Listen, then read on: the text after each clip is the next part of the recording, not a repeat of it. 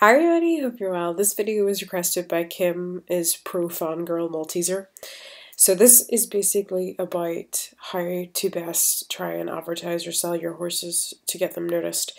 So first off, I'm going to kind of talk about the best ways to sort of think about the ways you're going to sell your horse. First off, you want to be aware of the price that you're going to sell your horse at, but obviously that's a very abstract thing to start off with. First off, you need to know exactly what horse you want to sell and get a rough idea how much you want to sell it for. So I'm going to quickly talk about that. So let's pick this horse right now for an example. So whenever you have a horse that you've chosen to sell, there's a couple of things you want to familiarize yourself with first off. You might want to familiarize yourself with the skills that your horse has. You might want to think about the genetic potential that your horse has. Whether it's 100 blop, maybe it's not 100 blop, the stars that it has. Then the characteristics such as the breed, the species, the gender, the coat colour, the age, when it was born, the BM items it has, the wins that it has, if it has rosettes. These are the sort of things you want to think about. So I'm just going to use this. The reason you would want to think about the coat colour is because certain coats are more rare than others, and therefore they'll usually be priced higher, for example, because people want them for trophies. So these are a couple of things that you want to think about first off. So once you have a good idea of what kind of horse you've got, this then allows you to start to think of who might want to buy my horse. So whenever you've got that in your mind, right, you need to think, right, okay, I know what my horse is. So maybe the people that might be interested in my horse, maybe they like to buy past horses. Well, what age is my what age is my horse? And you might say, well, okay, it's not maybe very close to 30 years old, so maybe it's not a good idea to try and sell it as a past horse. You just need to start thinking about what you have as a product, and then try and think what kind of people it's going to appeal to. Because if you know that you have, for example, a horse that is very close to 30 years old and it doesn't have an immortal stone, then you know you've got a past horse. So you're going to want to try and sell it as a past horse and target it towards people who want to buy it as a past horse. And then that will give you a very good idea of how to sell it. So if I just go into sales, for example, and what I might want to do is look for horses that are around or over 30 years old.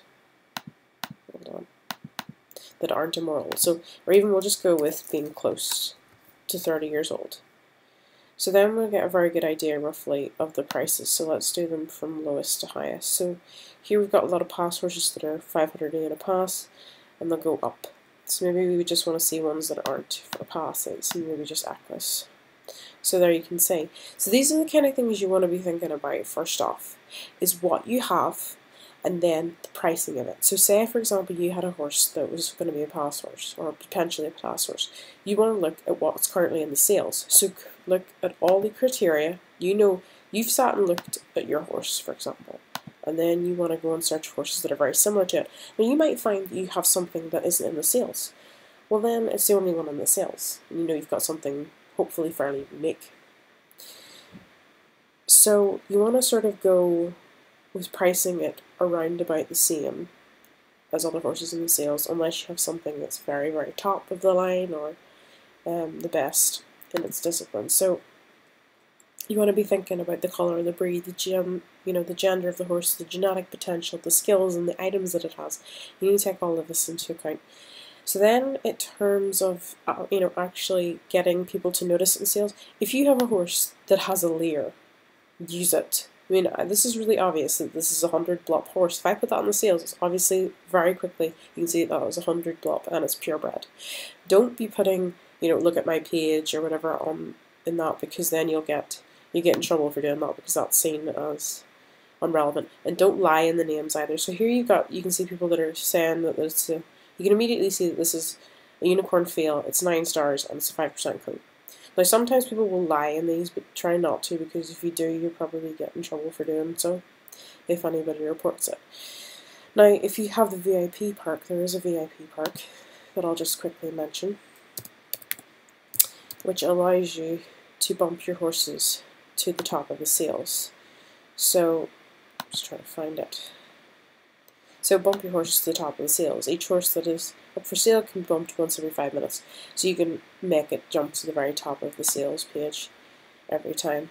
So these are a couple of things you want to think about. There's a lot of other things. It's really about getting used to it and trying it out and seeing how it works for you.